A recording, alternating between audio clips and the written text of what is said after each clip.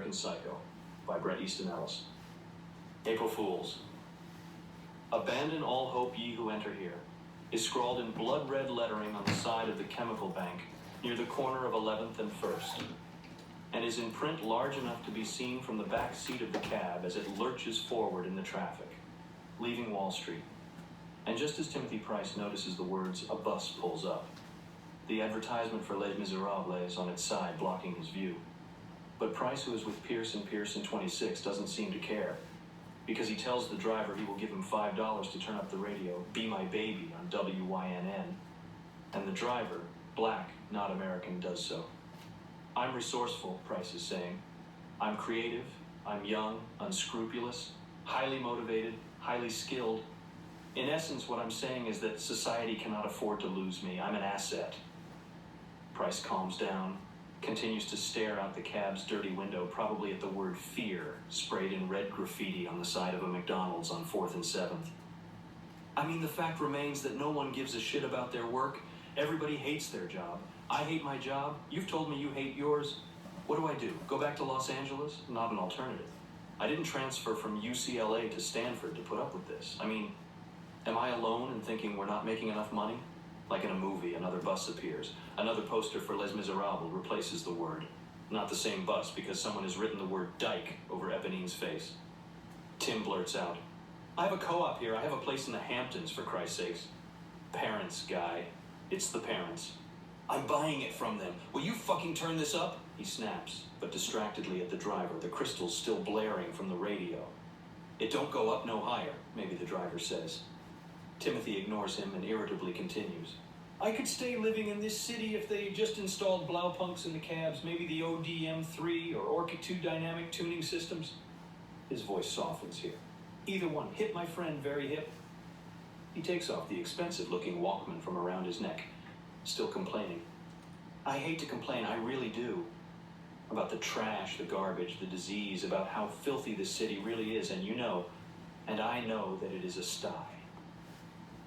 He continues talking as he opens his new Toomey calfskin attaché case he bought at D.F. Sanders. He places the Walkman in the case alongside a Panasonic wallet-sized, cordless portable folding Easyphone. He used to own the NEC 9000 portable. And pulls out today's newspaper. In one issue, let's see here, strangled models, babies thrown from tenement rooftops, kids killed in the subway, a communist rally, mafia boss wiped out, Nazis. He flips through the pages excitedly. Baseball players with AIDS, more mafia shit, gridlock, the homeless, various maniacs, faggots dropping like flies in the streets, surrogate mothers, the cancellation of a soap opera, kids who broke into a zoo and tortured and burned various animals alive, more Nazis. And the joke is, the punchline is, it's all in this city. Nowhere else, just here, it sucks. Whoa, wait, more Nazis, gridlock, baby sellers, black market babies, AIDS babies, baby junkies, building collapses on baby, maniac baby, gridlock, bridge collapses. His voice stops. He takes in a breath and then quietly says, his eyes fixed on a beggar at the corner of 2nd and 5th. "That's the 24th one I've seen today. I've kept count." Then asks without looking over, "Why aren't you wearing the worsted navy blue blazer with the gray pants?" Price is wearing a 6-button wool and silk suit by Ermenegildo Zegna, a cotton shirt with French cuffs by Ike Behar, a Ralph Lauren silk tie and leather wingtips by Fratelli Rossetti. Pan down to the post. There is a moderately interesting story concerning 2 people who disappeared at a party aboard the yacht of a semi-noted New York socialite while the boat was circling the island. A residue of spattered blood and 3 smashed champagne glasses are the only clues. Foul play is suspected, and police think that perhaps a machete was the killer's weapon because of certain grooves and indentations found on the deck. No bodies have been found. There are no suspects. Price began his spiel today over lunch and then brought it up again during the squash game and continued ranting over drinks at Harry's, where he had gone on over 3 J&Bs and water, much more interestingly about the Fisher account that Paul Owen is handling. Price will not shut up. "Diseases," he exclaims, his face tense with pain.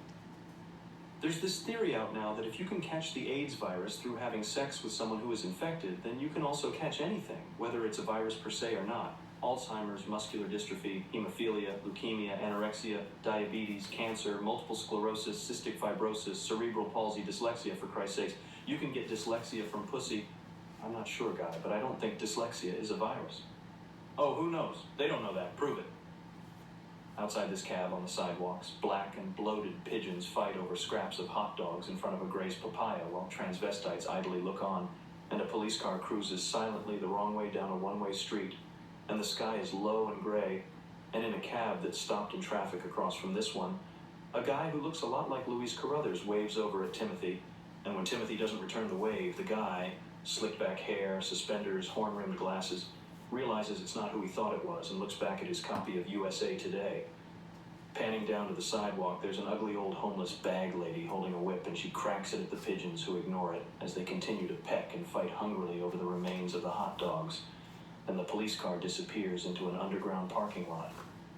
But then, when you've just come to the point when your reaction to the times is one of total and sheer acceptance, when your body has become somehow tuned into the insanity, and you reach that point where it all makes sense, when it clicks, we get some crazy fucking homeless nigger who actually wants, listen to me, Bateman, wants to be out on the streets, those streets, see those, he points.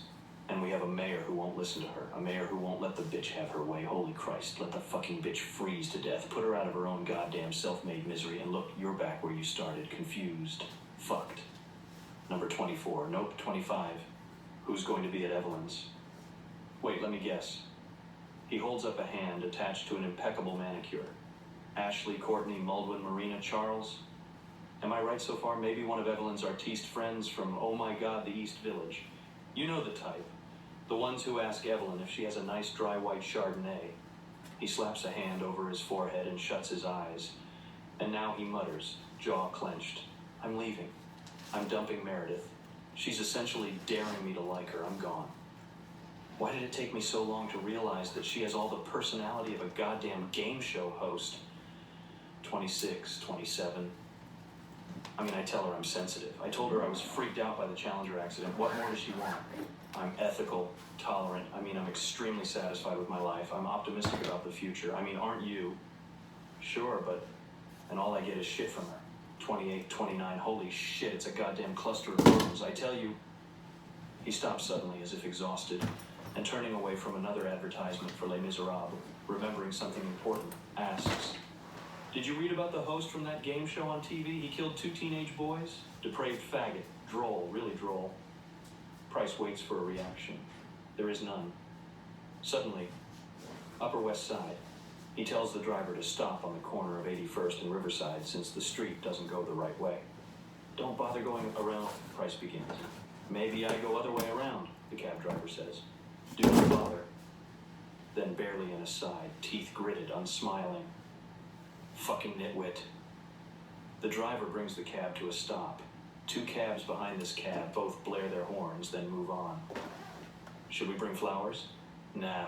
Hell, you're banging her, Bateman. Why should we get Evelyn flowers? You better have change for a 50, he warns the driver, squinting at the red numbers on the meter. Damn it, steroids. Sorry I'm tense. Thought you were off them. I was getting acne on my legs and arms, and the UVA bath wasn't fixing it, so I started going to a tanning salon instead and got rid of it. Jesus, Bateman, you should see how ripped my stomach is. The definition, completely buffed out, he says in a distant, odd way, while waiting for the driver to hand him the change. Ripped. He stiffs the driver on the tip, but the driver is genuinely thankful anyway. So long, Shlomo, Price winks. Damned, Price says as he opens the door. Coming out of the cab, he eyes a beggar on the street. Bingo. 30. Wearing some sort of weird, tacky, filthy green jumpsuit, unshaven, dirty hair greased back, and jokingly, Price holds the cab's door open for him. The bum, confused and mumbling, eyes locked shamefully on the pavement, holds an empty styrofoam coffee cup out to us, clutched in a tentative hand. It's cold for April, and Price walks briskly down the street toward Evelyn's brownstone, whistling If I Were a Rich Man, the heat from his mouth creating smoky plumes of steam, and swinging his Toomey leather attaché case. A figure with slicked back hair and horn-rimmed glasses approaches in the distance, wearing a beige double-breasted wool gabardine Cerruti 1881 suit, and carrying the same Toomey leather attaché case from D.F. Sanders that Price has. And Timothy wonders aloud, is it Victor Powell? It can't be. The man passes under the fluorescent glare of a street lamp with a troubled look on his face that momentarily curls his lips into a slight smile, and he glances at Price almost as if they were acquainted. But just as quickly he realizes that he doesn't know Price, and just as quickly Price realizes it's not Victor Powell, and the man moves on. Thank God, Price mutters as he nears Evelyn's. It looked a lot like him. Powell and dinner at Evelyn's, these two go together about as well as Paisley and Plaid. Price rethinks this. White socks with gray trousers. A slow dissolve, and Price is bounding up the steps outside the brownstone Evelyn's father bought her, grumbling about how he forgot to return the tapes he rented last night to Video Haven. He rings the bell. At the brownstone next to Evelyn's, a woman, high heels, great ass, leaves without locking her door. Price follows her with his gaze, and when he hears footsteps from inside coming down the hallway toward us, he turns around and straightens his Versace tie, ready to face whoever. Courtney opens the door, and she's wearing a Kritsia cream silk blouse, a Kritsia rust tweed skirt, and silk satin D'Orsay pumps from Manolo Blahnik. I shiver and hand her my black wool Giorgio Armani overcoat, and she takes it from me, carefully air-kissing my right cheek. Then she performs the same exact movements on Price while taking his Armani overcoat. The new Talking Heads on CD plays softly in the living room. A bit late, aren't we, boys? Courtney asks, smiling naughtily.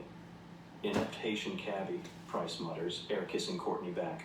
Do we have reservations somewhere? And please don't tell me pastels at 9. Courtney smiles, hanging up both coats in the hall closet. Eating in tonight, darlings. I'm sorry, I know. I tried to talk Evelyn out of it, but we're having sushi. Tim moves past her and down the foyer toward the kitchen. Evelyn, where are you, Evelyn? He calls out in a sing-song voice. We have to talk. It's good to see you, I tell Courtney. You look very pretty tonight. Your face has a youthful glow. You really know how to charm the ladies, Bateman. There is no sarcasm in Courtney's voice. Should I tell Evelyn you feel this way? She asks flirtatiously. No, I say. But I bet you'd like to. Come on, she says, taking my hands off her waist and placing her hands on my shoulders, steering me down the hall in the direction of the kitchen. We have to save Evelyn. She's been rearranging the sushi for the past hour. She's trying to spell your initials. The P in yellowtail, the B in tuna. But she thinks the tuna looks too pale. How romantic. And she doesn't have enough yellowtail to finish the B. Courtney breathes in. And so I think she's going to spell Tim's initials instead. Do you mind? She asks, only a bit worried. Courtney is Louise Carruthers' girlfriend. I'm terribly jealous, and I think I better talk to Evelyn, I say, letting Courtney gently push me into the kitchen. Evelyn stands by a blonde wood counter wearing a Kritsia cream silk blouse, a Kritsia rust tweed skirt, and the same pair of silk satin D'Orsay pumps Courtney has on. Her long blonde hair is pinned back into a rather severe-looking bun, and she acknowledges me without looking up from the oval Wilton stainless steel platter on which she has artfully arranged the sushi. Oh, honey, I'm sorry. I wanted to go to this darling little new Salvadorian bistro on the Lower East Side. Price groans audibly. But we couldn't get reservations. Timothy, don't groan. She picks up a piece of the yellowtail and places it cautiously near the top of the platter, completing what looks like a capital T. She stands back from the platter and inspects it. I don't know. Oh, I'm so unsure. I told you to keep Finlandia in this place, Tim mutters, looking through the bottles, most of them magnums at the bar. She never has Finlandia, he says to no one, to all of us. Oh God, Timothy, can't handle absolute? Evelyn asks, and then contemplatively to Courtney. The California roll should circle the rim of the plate, no? Bateman, drink? Price sighs. J&B rocks, I tell him, suddenly thinking it's strange that Meredith wasn't invited. Oh God, it's a mess, Evelyn gasps. I swear I'm going to cry. The sushi looks marvelous, I tell her soothingly. Oh, it's a mess, she wails. It's a mess! No, the sushi looks marvelous, I tell her. And in an attempt to be as consoling as possible, I pick up a piece of the fluke and pop it in my mouth, groaning with inward pleasure, and hug Evelyn from behind. My mouth still full, I manage to say, delicious. She slaps at me in a playful way, obviously pleased with my reaction, and finally, carefully, air kisses my cheek and then turns back to Courtney. Price hands me a drink and walks toward the living room while trying to remove something invisible from his blazer. Evelyn, do you have a lint brush? I would rather have watched the baseball game or gone to the gym and worked out or tried that Salvadorian restaurant that got a couple of pretty good reviews, one in New York Magazine, the other in the Times, than have dinner here. But there is one good thing about dinner at Evelyn's. It's close to my place. Is it okay if the soy sauce isn't exactly at room temperature? Courtney is asking. I think there's ice in one of the dishes. Evelyn is placing strips of pale orange ginger delicately in a pile next to a small porcelain dish filled with soy sauce. No, it's not okay. Now, Patrick, could you be a dear and get the Kieran out of the refrigerator? Then, seemingly harassed by the ginger, she throws the clump down on the platter. Oh, forget it, I'll do it. I move toward the refrigerator anyway. Staring darkly, Price re-enters the kitchen and says, "Who in the hell is in the living room?" Evelyn feigns ignorance. "Oh, who is that?" Courtney warns. "Evelyn, you did tell them, I hope." "Who is it?" I ask, suddenly scared. "Victor Powell?" "No, it's not Victor Powell, Patrick," Evelyn says casually. "It's an artist friend of mine, Stash, and Vanden, his girlfriend." "Oh, so that was a girl in there," Price says. "Go take a look, Bateman," he dares. "Let me guess, the East Village?" "Oh, Price," she says flirtatiously, opening beer bottles. "Why no? Vanden goes to Camden and Stash lives in Soho, so there." I move out of the kitchen past the dining room where the table has been set, the beeswax candles from Zona lit in their sterling silver candle holders from Fortunoff, and into the living room. I can't tell what Stash is wearing since it's all black. Vanden has green streaks in her hair. She stares at a heavy metal video playing on MTV while smoking a cigarette. Ahem, I cough. Vanden looks over warily, probably drugged to the eyeballs. Stash doesn't move. "Hi, Pat Bateman," I say, offering my hand, noticing my reflection in a mirror hung on the wall, and smiling at how good I look. She takes it, says nothing. Stash starts smelling his fingers.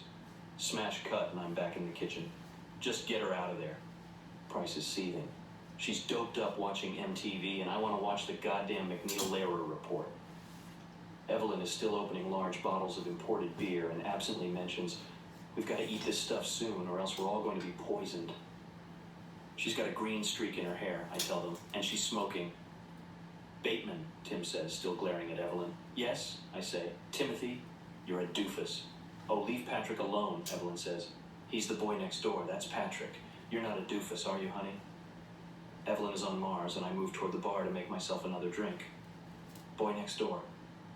Tim smirks and nods, then reverses his expression and hostilely asks Evelyn again if she has a lint brush.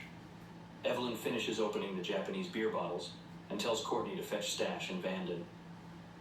"We have to eat this now, or else we're going to be poisoned," she murmurs, slowly moving her head, taking in the kitchen, making sure she hasn't forgotten anything. "If I can tear them away from the latest Megadeth video," Courtney says, before exiting. "I have to talk to you," Evelyn says. "What about?" I come up to her. "No," she says, and then pointing at Tim, "to Price." Tim still glares at her fiercely. I say nothing and stare at Tim's drink. "Be a Hun," she tells me, and place the sushi on the table. Tempura is in the microwave and the sake is just about done boiling. Her voice trails off as she leads Price out of the kitchen. I'm wondering where Evelyn got the sushi, the tuna, yellowtail, mackerel, shrimp, eel, even bonito. All seems so fresh, and there are piles of wasabi and clumps of ginger placed strategically around the Wilton platter. But I also like the idea that I don't know, will never ask where it came from, and that the sushi will sit there in the middle of the glass table from Zona that Evelyn's father bought her like some mysterious apparition from the Orient. And as I set the platter down, I catch a glimpse of my reflection on the surface of the table. My skin seems darker because of the candlelight, and I notice how good the haircut I got at Gio's last Wednesday looks. I make myself another drink. I worry about the sodium level in the soy sauce. 4 of us sit around the table waiting for Evelyn and Timothy to return from getting Price a lint brush. I sit at the head taking large swallows of J and B. Vanden sits at the other end reading disinterestedly from some East Village rag called Deception, its glaring headline, "The Death of Downtown." Stash has pushed a chopstick into a lone piece of yellowtail that lies on the middle of his plate like some shiny impaled insect, and the chopstick stands straight up.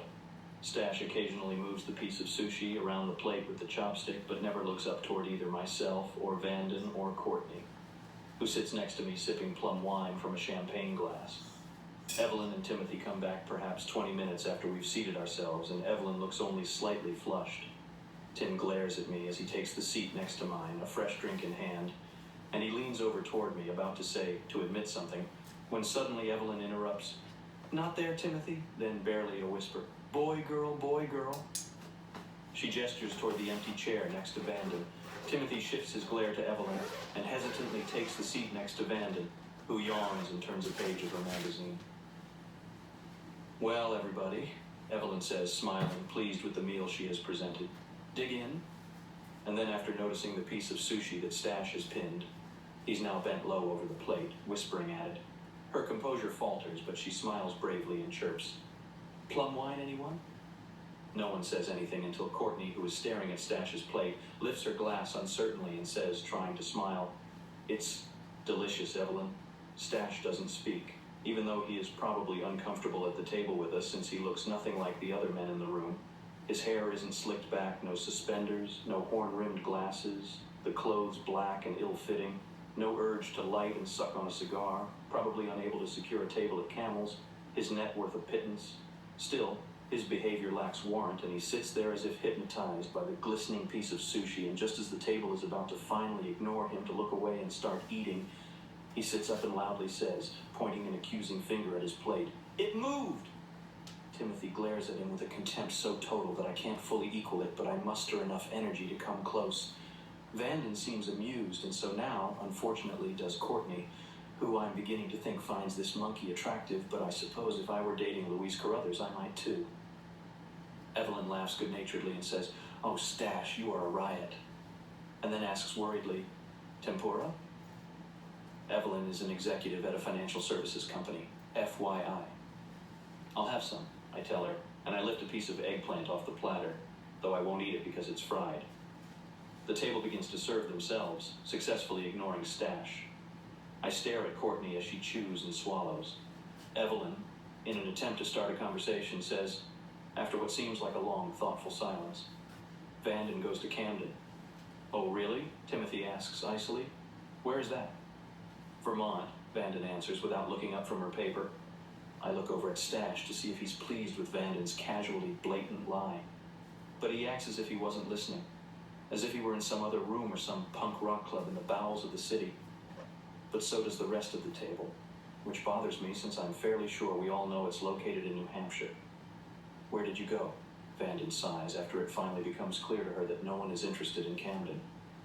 "Well, I went to Le Rosé," Evelyn starts, "and then to business school in Switzerland." "I also survived business school in Switzerland," Courtney says. "But I was in Geneva. Evelyn was in Lausanne." Vanden tosses the copy of Deception next to Timothy and smirks in a wan, bitchy way. And though I am pissed off a little that Evelyn doesn't take in Vanden's condescension and hurl it back at her, the J&B has relieved my stress to a point where I don't care enough to say anything. Evelyn probably thinks Vanden is sweet, lost, confused, an artist.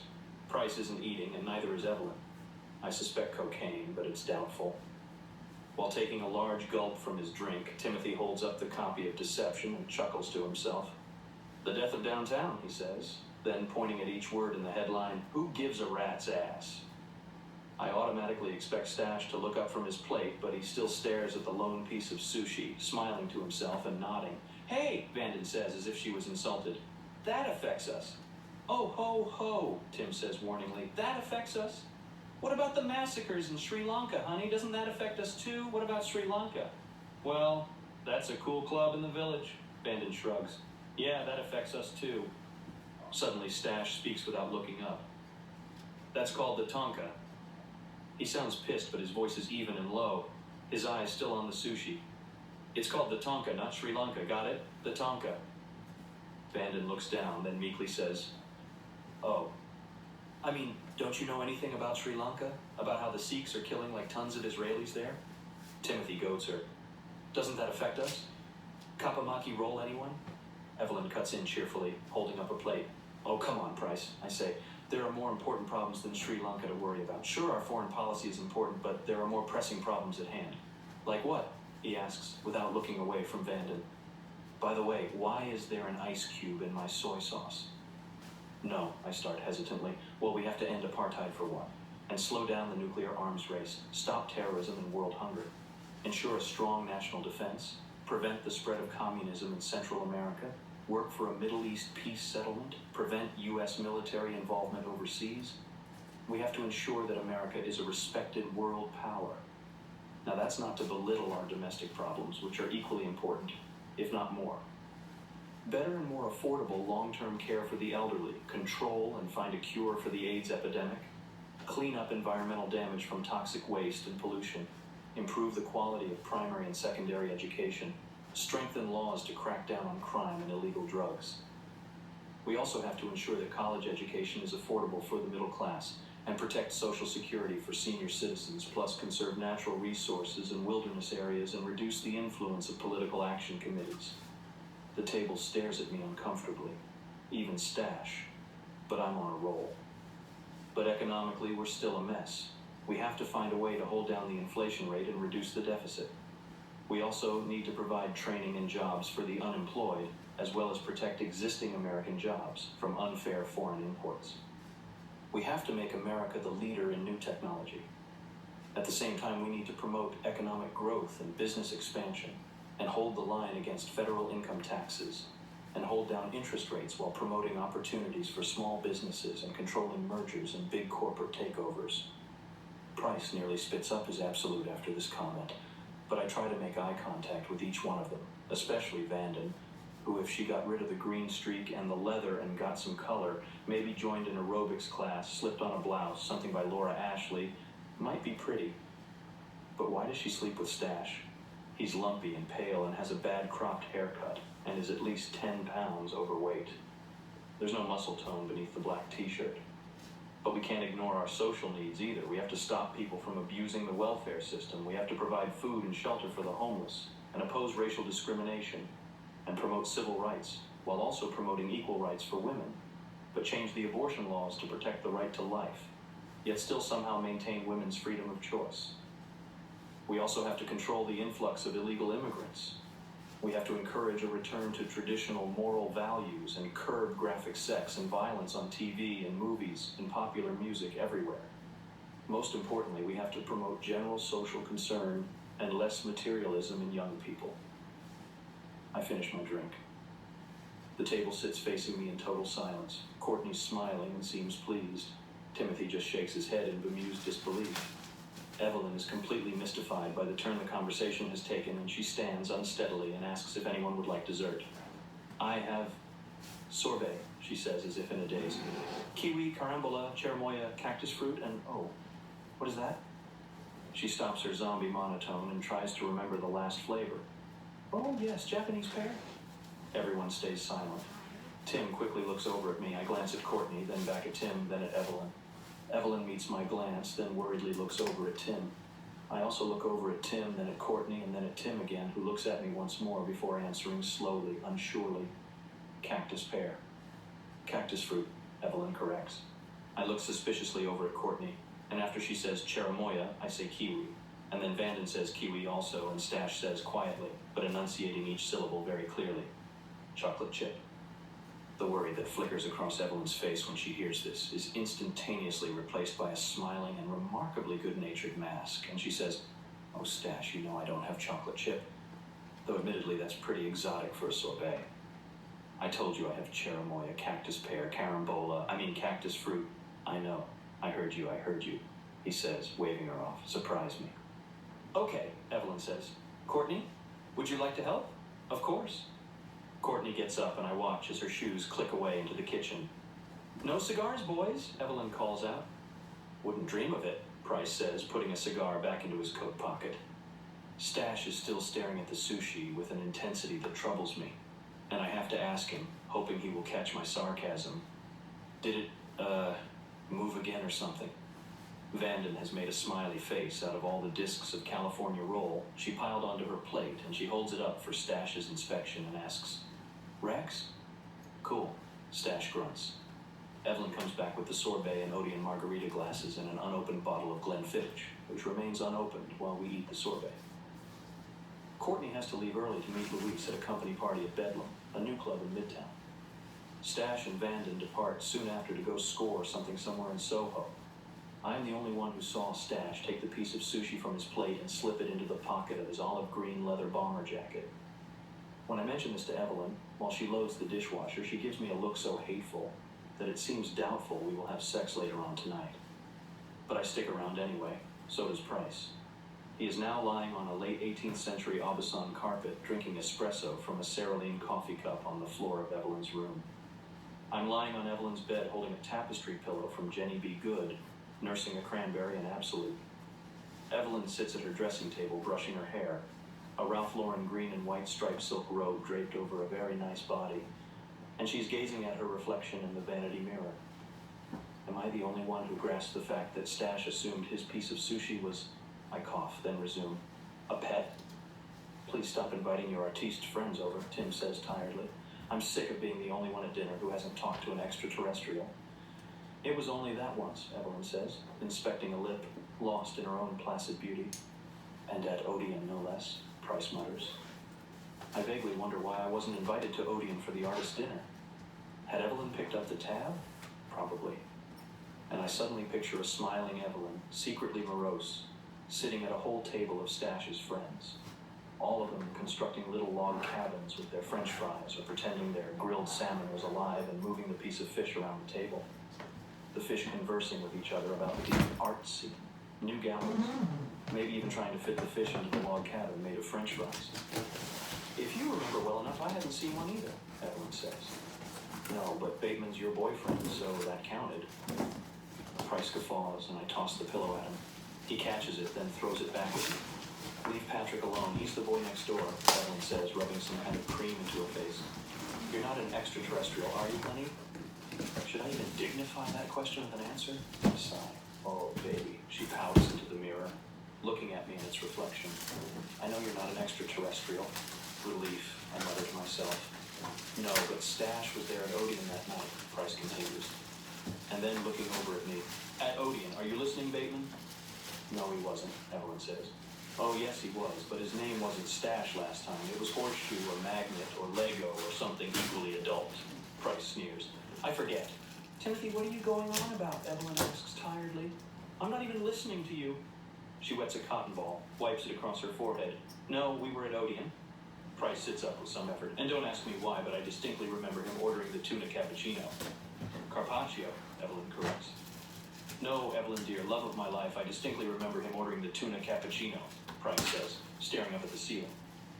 He said Carpaccio, she counters, running the cotton ball over her eyelids. Cappuccino, Price insists, until you corrected him. You didn't even recognize him earlier tonight, she says. Oh, but I do remember him, Price says, turning to me. Evelyn described him as the good-natured bodybuilder. That's how she introduced him, I swear. Oh, shut up, he says, annoyed, but she looks over at Timothy in the mirror and smiles flirtatiously.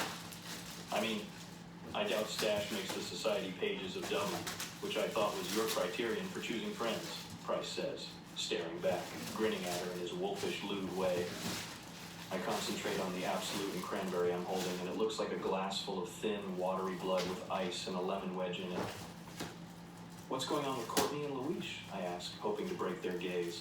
Oh, God, Evelyn moans, turning back to the mirror. The really dreadful thing about Courtney is not that she doesn't like Louise anymore. It's that they canceled her charge at Bergdorf's, Price asks. I laugh. We slap each other high five. No, Evelyn continues, also amused. It's that she's really in love with her real estate broker. Some little twerp over at the Feathered Nest. Courtney might have her problems, Tim says, inspecting his recent manicure. But my God, what is it? Vanden. Oh, don't bring this up, Evelyn whines and starts brushing her hair. Vanden is a cross between the limited and used Benetton, Price says, holding up his hands, his eyes closed. No. I smile, trying to integrate myself into the conversation. Used Fiorucci. Yeah, Tim says, I guess. His eyes now open, zone in on Evelyn. Timothy, lay off, Evelyn says. She's a Camden girl. What do you expect?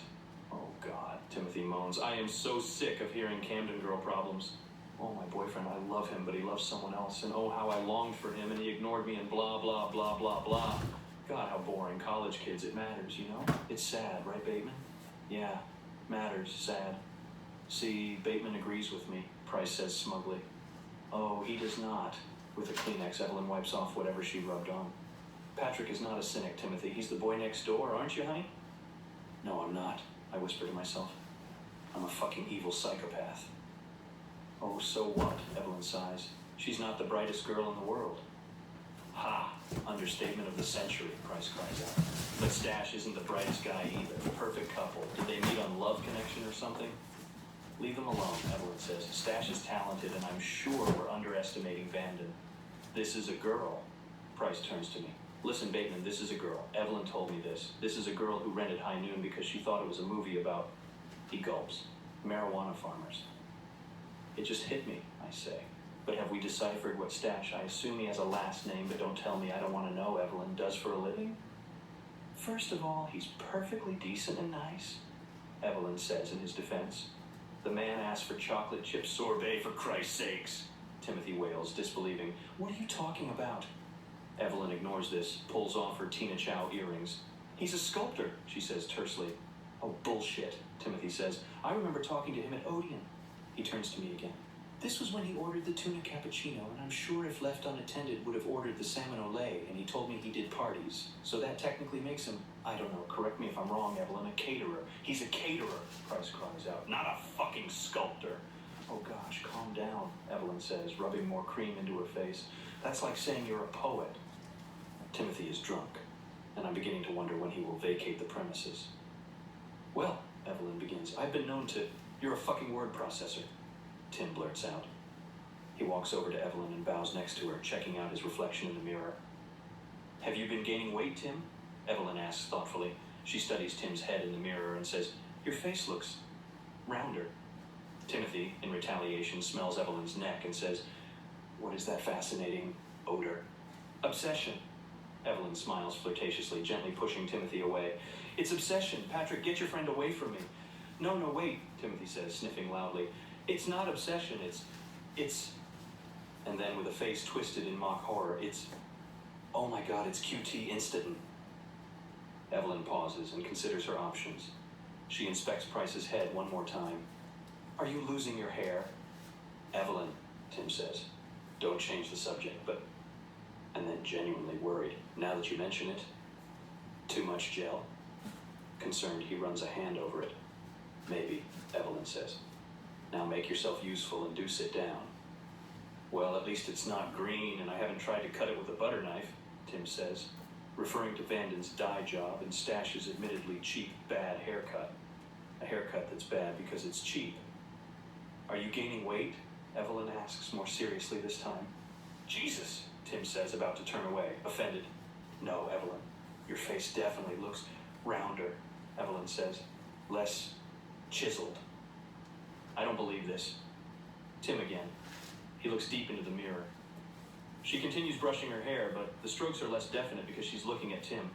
He notices this and then smells her neck, and I think he licks at it quickly and grins. Is that QT? He asks. Come on, you can tell me, I smell it. No, Evelyn says, unsmiling. You use that. No, as a matter of fact, I don't. I go to a tanning salon. I'm quite honest about that, he says. You're using QT. You're projecting, she says lamely. I told you, Tim says. I go to a tanning salon. I mean, I know it's expensive, but Price blanches. Still, QT. Oh, how brave to admit you go to a tanning salon, she says. QT, he chuckles. I don't know what you're talking about, Evelyn says and resumes brushing her hair. Patrick, escort your friend out of here. Now Price is on his knees and he smells and sniffs at Evelyn's bare legs and she's laughing. I tense up. Oh God, she moans loudly. Get out of here. You are orange. He laughs on his knees, his head in her lap. You look orange. I am not, she says, her voice a low, prolonged growl of pain, ecstasy. Jerk. I lie on the bed watching the two of them. Timothy is in her lap trying to push his head under the Ralph Lauren robe. Evelyn's head is thrown back with pleasure and she is trying to push him away, but playfully and hitting him only lightly on his back with her Jan Ho brush. I am fairly sure that Timothy and Evelyn are having an affair. Timothy is the only interesting person I know. You should go, she says finally, panting. She has stopped struggling with him. He looks up at her, flashing a toothy, good-looking smile, and says, anything the lady requests. Thank you, she says in a voice that sounds to me tinged with disappointment. He stands up. Dinner? Tomorrow? I'll have to ask my boyfriend, she says, smiling at me in the mirror. Will you wear that sexy black Anne Klein dress? He asks, his hands on her shoulders, whispering this into her ear as he smells it. Bateman's not welcome. I laugh good-naturedly while getting up from the bed, escorting him out of the room. Wait, my espresso. he calls out. Evelyn laughs, then claps as if delighted by Timothy's reluctance to vacate. Come on, fella, I say as I push him roughly out of the bedroom. Betty by time. He still manages to blow her a kiss before I get him out and away. He's completely silent as I walk him out of the brownstone. After he leaves, I pour myself a brandy and drink it from a checkered Italian tumbler, and when I come back to the bedroom, I find Evelyn lying in bed watching the Home Shopping Club. I lie down next to her and loosen my Armani tie. Finally, I ask something without looking at her. Why don't you just go for Price? Oh God, Patrick, she says, her eyes shut. Why Price? Price? And she says this in a way that makes me think she has had sex with him. He's rich, I say. Everybody's rich, she says, concentrating on the TV screen. He's good looking, I tell her. Everybody's good looking, Patrick, she says remotely. He has a great body, I say. Everybody has a great body now, she says. I place the tumbler on the nightstand and roll over on top of her. While I kiss and lick her neck, she stares passionlessly at the wide-screen Panasonic remote-control television set and lowers the volume. I pull my Armani shirt up and place her hand on my torso, wanting her to feel how rock-hard, how halved my stomach is. And I flex the muscles, grateful it's light in the room so she can see how bronzed and defined my abdomen has become. You know, she says clearly, Stash tested positive for the AIDS virus, and she pauses. Something on the screen catching her interest. The volume goes slightly up and then is lowered. And I think he will probably sleep with Vanden tonight. Good, I say, biting lightly at her neck, one of my hands on a firm, cold breast. You're evil, she says, slightly excited, running her hands along my broad, hard shoulder. No, I sigh, just your fiancé. After attempting to have sex with her for around 15 minutes, I decide not to continue trying. She says, you know, you can always be in better shape. I reach for the tumbler of brandy. I finish it. Evelyn is addicted to Parnat, an antidepressant. I lie there beside her watching the Home Shopping Club, at glass dolls, embroidered throw pillows, lamps shaped like footballs, lady zirconia, with the sound turned off. Evelyn starts drifting. Are you using minoxidil? She asks after a long time. No, I'm not, I say. Why should I? Your hairline looks like it's receding, she murmurs. It's not, I find myself saying. It's hard to tell. My hair is very thick and I can't tell if I'm losing it. I really doubt it. I walk back to my place and say goodnight to a doorman I don't recognize. He could be anybody. And then dissolve into my living room high above the city. The sounds of the tokens singing The Lion Sleeps Tonight coming from the glow of the Wurlitzer 1015 jukebox, which is not as good as the hard-to-find Wurlitzer 850 that stands in the corner of the living room. I masturbate, thinking about first Evelyn, then Courtney, then Vanden, and then Evelyn again. But right before I come, a weak orgasm about a near-naked model in a halter top I saw today in a Calvin Klein advertisement. Morning. In the early light of a May dawn, this is what the living room of my apartment looks like. Over the white marble and granite gas log fireplace hangs an original David Onica. It's a 6-foot by 4-foot portrait of a naked woman, mostly done in muted grays and olives, sitting on a chaise longue watching MTV. The backdrop a Martian landscape, a gleaming mauve desert scattered with dead, gutted fish. Smashed plates rising like a sunburst above the woman's yellow head. And the whole thing is framed in black aluminum steel. The painting overlooks a long white down-filled sofa and a 30-inch digital TV set from Toshiba. It's a high-contrast, highly defined model, plus it has a 4-corner video stand with a high-tech tube combination from NEC with a picture-in-picture digital effects system, plus freeze frame. The audio includes built-in MTS and a 5-watt per channel onboard amp. A Toshiba VCR sits in a glass case beneath the TV set. It's a super high band beta unit and has built-in editing function, including a character generator with 8-page memory, a high band record and playback, and 3-week, 8-event timer. A hurricane halogen lamp is placed in each corner of the living room. Thin white Venetian blinds cover all 8 floor-to-ceiling windows. A glass-top coffee table with oak legs by Turchin sits in front of the sofa, with Steuben glass animals placed strategically around expensive crystal ashtrays from Fortunoff, though I don't smoke. Next to the Wurlitzer jukebox is a black ebony Baldwin concert grand piano. A polished white oak floor runs throughout the apartment. On the other side of the room, next to a desk and a magazine rack by Gio Ponti, is a complete stereo system, CD player, tape deck, tuner, amplifier by Sansui with 6-foot Duntech Sovereign 2001 speakers in Brazilian rosewood.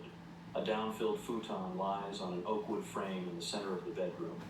Against the wall is a Panasonic 31-inch set with a direct view screen and stereo sound, and beneath it in a glass case is a Toshiba VCR. I'm not sure if the time on the Sony digital alarm clock is correct, so I have to sit up, then look down at the time flashing on and off on the VCR, then pick up the Ettore Satsas push-button phone that rests on the steel and glass nightstand next to the bed and dial the time number. A cream leather steel and wood chair designed by Eric Marcus is in one corner of the room, a molded plywood chair in the other. A black dotted beige and white maud sienna carpet covers most of the floor. One wall is hidden by 4 chests of immense bleached mahogany drawers. In bed, I'm wearing Ralph Lauren silk pajamas, and when I get up, I slip on a paisley ancient madder robe and walk to the bathroom. I urinate while trying to make out the puffiness of my reflection in the glass that encases a baseball poster hung above the toilet. After I change into Ralph Lauren monogrammed boxer shorts and a Fair Isle sweater and slide into silk polka dot Enrico Hidlin slippers, I tie a plastic ice pack around my face and commence with the morning's stretching exercises. Afterwards, I stand in front of a chrome and acrylic washmobile bathroom sink with soap dish, cup holder, and railings that serve as towel bars, which I bought at Hastings Tile to use while the marble sinks I ordered from Finland are being sanded, and stare at my reflection with the ice pack still on. I pour some Plaque's anti-plaque formula into a stainless steel tumbler and swish it around my mouth for 30 seconds. Then I squeeze Rembrandt onto a faux tortoise-shell toothbrush and start brushing my teeth. Too hungover to floss properly, but maybe I flossed before bed last night, and rinse with Listerine. Then I inspect my hands and use a nail brush. I take the ice pack mask off and use a deep pore cleanser lotion. Then an herb mint facial mask, which I leave on for 10 minutes while I check my toenails. Then I use the Pro Bright tooth polisher and next the Interplaque tooth polisher, this in addition to the toothbrush, which has a speed of 4,200 RPM and reverses direction 46 times per second. The larger tufts clean between teeth and massage the gums, while the short ones scrub the tooth surfaces. I rinse again with Cepacol.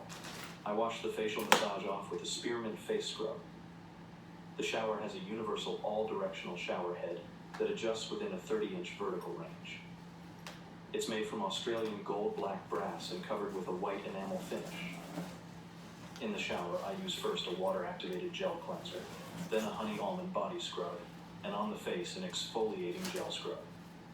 Vidal Sassoon shampoo is especially good at getting rid of the coating of dry perspiration, salts, oils, airborne pollutants, and dirt that can weigh down hair and flatten it to the scalp, which can make you look older. The conditioner is also good. Silicone technology permits conditioning benefits without weighing down the hair, which can also make you look older. On weekends or before a date, I prefer to use the Grün Natural Revitalizing Shampoo, the conditioner, and the nutrient complex. These are formulas that contain D-panthenol, a vitamin B complex factor, polysorbate 80, a cleansing agent for the scalp, and natural herbs. Over the weekend, I plan to go to Bloomingdale's or Bergdorf's, and on Evelyn's advice, pick up a Foltine European supplement and shampoo for thinning hair, which contains complex carbohydrates that penetrate the hair shafts for improved strength and shine. Also, the Vivigen Hair Enrichment Treatment, a new Redken product that prevents mineral deposits and prolongs the life cycle of hair. Luis Carruthers recommended the Aramis Nutriplex system, a nutrient complex that helps increase circulation. Once out of the shower and towel dry, I put the Ralph Lauren boxers back on, and before applying the Mousse razor, a shaving cream by Pour Homme, I press a hot towel against my face for 2 minutes to soften abrasive beard hair. Then I always slather on the moisturizer, to my taste, Clinique, and let it soak in for a minute.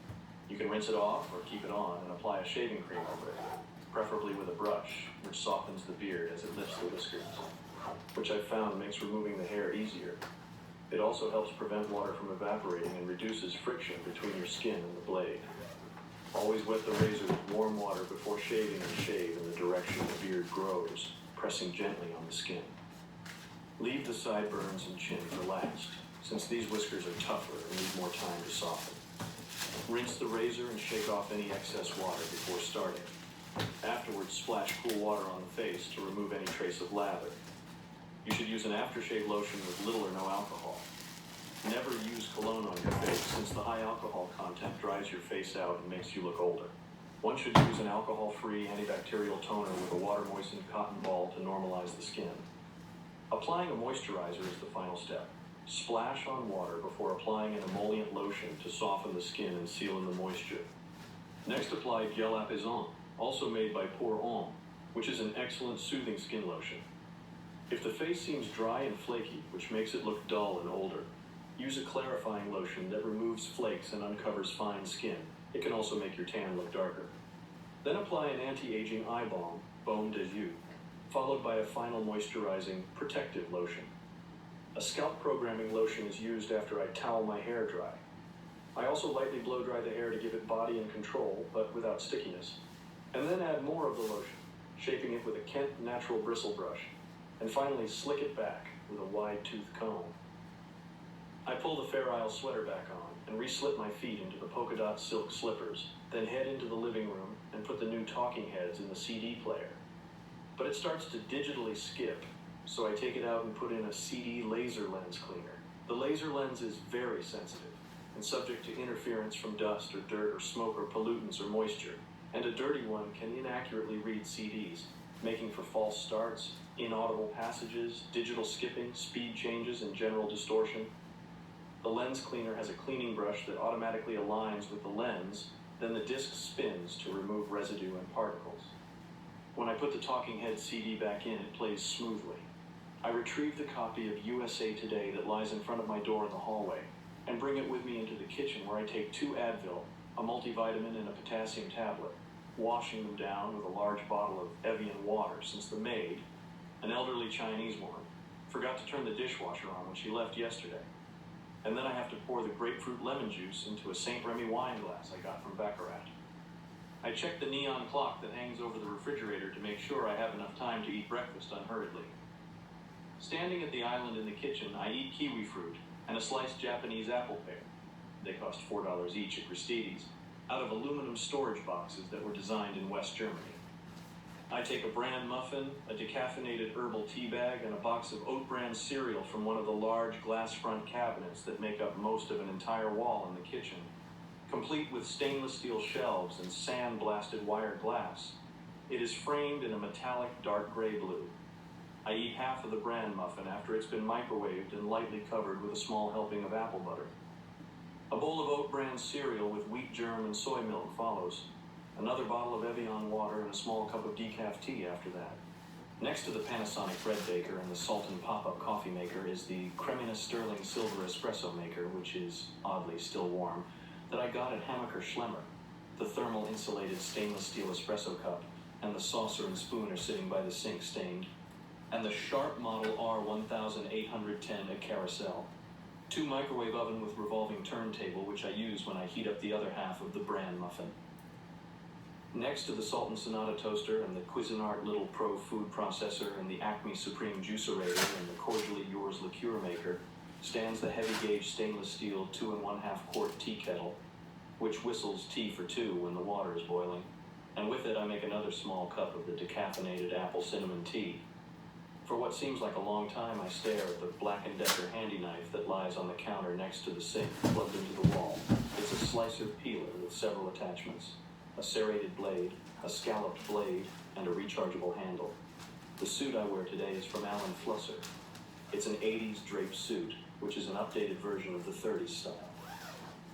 The favored version has extended natural shoulders, a full chest, and a bladed back. The soft rolled lapels should be about 4 inches wide, with the peak finishing 3/4 of the way across the shoulders. Properly used on double-breasted suits, peaked lapels are considered more elegant than notched ones. Low slung pockets have a flapped double besom design. Above the flap, there's a slit trimmed on either side with a flat, narrow strip of cloth. 4 buttons form a low slung square. Above it, about where the lapels cross, there are 2 more buttons. The trousers are deeply pleated and cut full in order to continue the flow of the wide jacket. An extended waist is cut slightly higher in the front. Tabs make the suspenders fit well at the center. The tie is a dotted silk design by Valentino Couture. The shoes are crocodile loafers by A. Testoni. While I'm dressing, the TV is kept on to the Patty Winters show. Today's guests are women with multiple personalities. A nondescript, overweight older woman is on the screen, and Patty's voice is heard asking, "Well, is it schizophrenia or what's the deal? Tell us." "No, oh no, multiple personalities are not schizophrenics," the woman says, shaking her head. "We are not dangerous." "Well," Patty starts, standing in the middle of the audience, microphone in hand. "Who were you last month?" "Last month it seemed to be mostly Polly," the woman says. A cut to the audience. A housewife's worried face. Before she notices herself on the monitor, it cuts back to the multiple personality woman. "Well," Patty continues, "now who are you?" "Well," the woman begins tiredly, as if she was sick of being asked this question, as if she had answered it over and over again and still no one believed it. "Well, this month I'm lamb chop, mostly lamb chop." A long pause. The camera cuts to a close-up of a stunned housewife shaking her head, another housewife whispering something to her. The shoes I'm wearing are crocodile loafers by A. Testoni. Grabbing my raincoat out of the closet in the entranceway, I find a Burberry scarf and matching coat with a whale embroidered on it, something a little kid might wear, and it's covered with what looks like dried chocolate syrup crisscrossed over the front, darkening the lapels. I take the elevator downstairs to the lobby, rewinding my Rolex by gently shaking my wrist. I say good morning to the doorman, step outside and hail a cab, heading downtown toward Wall Street. Harry's.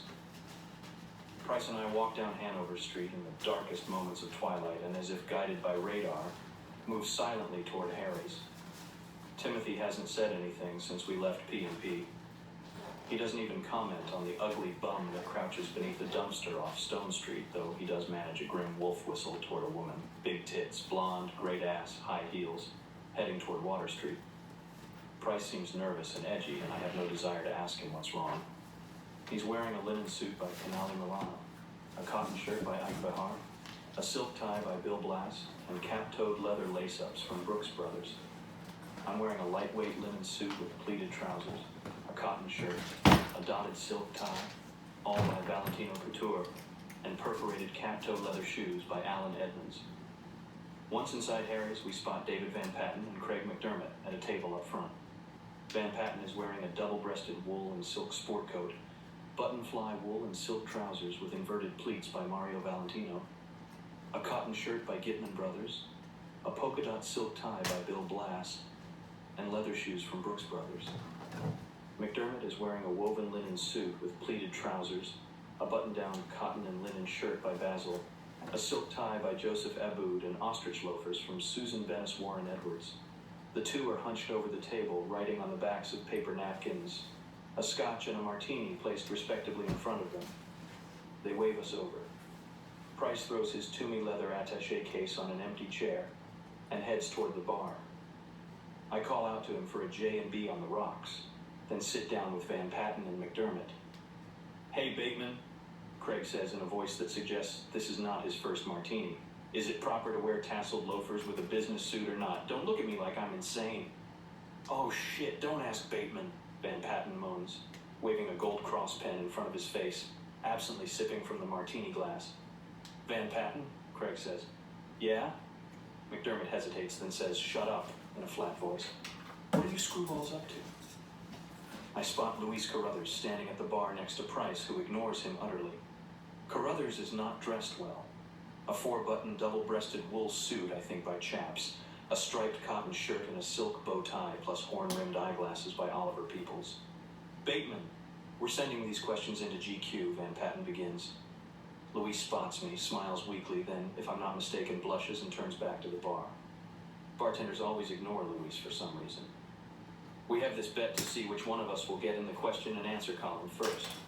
And so, now I expect an answer. "What do you think?" McDermott demands. "About what?" I ask irritably. "Tasseled loafers jerk off," he says. "Well, guys," I measure my words carefully. "The tasseled loafer is traditionally a casual shoe." I glance back at Price, wanting the drink badly. He brushes past Luis, who offers his hand. Price smiles, says something, moves on, strides over to our table. Luis once more tries to catch the bartender's attention, and once more fails. "But it's become acceptable just because it's so popular, right?" Craig asks eagerly. "Yeah," I nod. As long as it's either black or corduroy, it's okay. What about brown? Van Patten asks suspiciously. I think about this, then say, too sporty for a business suit. What are you fags talking about? Price asks. He hands me the drink, then sits down, crossing his legs. Okay, Van Patten says. This is my question, a two-parter. He pauses dramatically. Now, are rounded collars too dressy or too casual? Part 2, which tie knot looks best with them? A distracted Price, his voice still tense, answers quickly with an exact, clear enunciation that can be heard over the din in Harry's. It's a very versatile look, and it can go with both suits and sport coats. It should be starched for dressy occasions, and the collar pin should be worn if it's particularly formal. He pauses, sighs. It looks as if he spotted somebody. I turn around to see who it is. Price continues. If it's worn with a blazer, then the collar should look soft, and it can be worn either pinned or unpinned. Since it's a traditional preppy look, it's best if balanced by a relatively small four-in-hand knot. He sips his martini, recrossing his legs. Next question. Buy the man a drink, McDermott says, obviously impressed. Price? Van Patten says. Yes. Price says, casing the room, you're priceless. Listen, I ask, where are we having dinner? I brought the trusty Mr. Zagat, Van Patten says, pulling a long crimson booklet out of his pocket and waving it at Timothy. Hooray, Price says dryly. What do we want to eat? Me. Something blonde with big tits, Price. How about that Salvadorian bistro, McDermott? Listen, we're stopping by Tunnel afterwards, so somewhere near there, Van Patten says. Oh shit, McDermott begins. We're going to Tunnel? Last week I picked up this Vassar chick. Oh God, not again, Van Patten groans. What's your problem? McDermott snaps back. I was there. I don't need to hear this story again, Van Patten says. But I never told you what happened afterwards, McDermott says, arching his eyebrows. Hey, when were you guys there? I asked. Why wasn't I invited? You were on that fucking cruise thing. Now shut up and listen. So okay, I picked up this Vassar chick at Tunnel. Hot number, big tits, great legs. This chick was a little hard body. And so I buy her a couple of champagne cures, and she's in the city on spring break, and she's practically blowing me in the chandelier room, and so I take her back to my place. Whoa, wait, I interrupt. May I ask where Pamela is during all of this? Craig winces. Oh, fuck you. I want a blowjob, Bateman. I want a chick who's gonna let me. I don't want to hear this, Van Patten says, clamping his hands over his ears. He's gonna say something disgusting.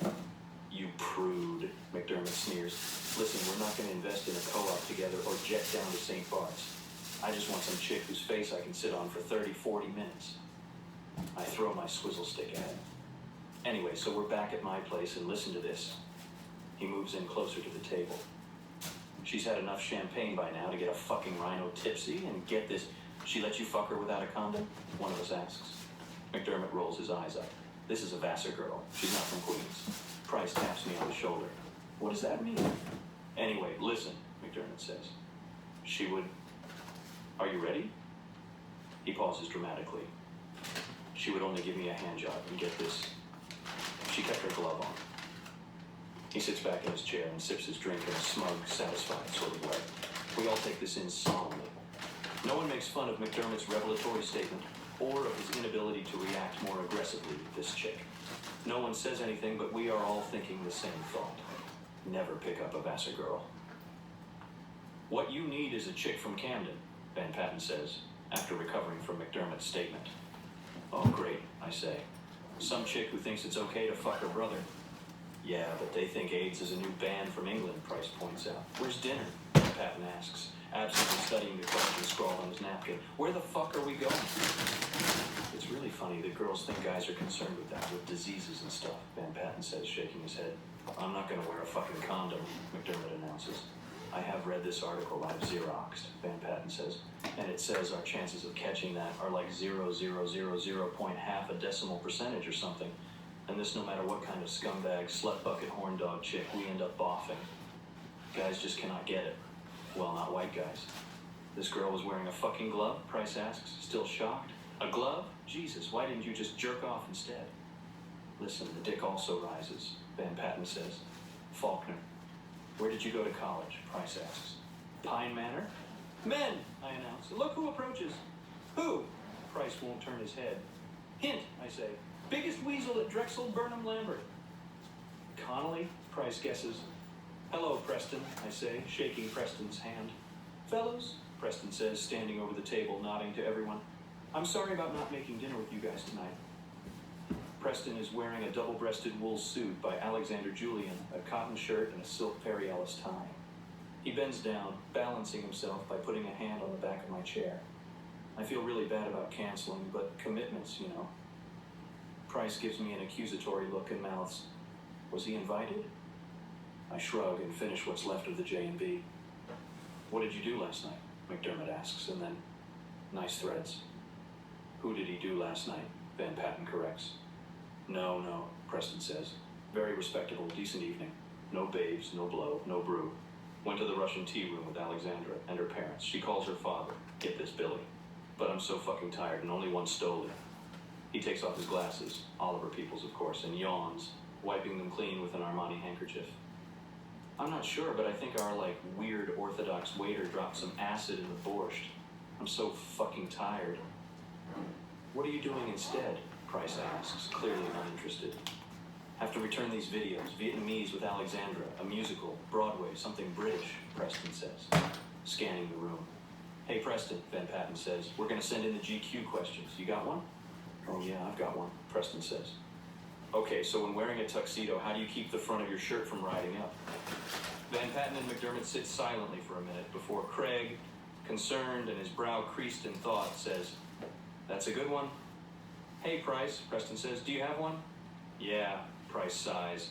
If all of your friends are morons, is it a felony, a misdemeanor, or an act of God if you blow their fucking heads off with a .38 Magnum?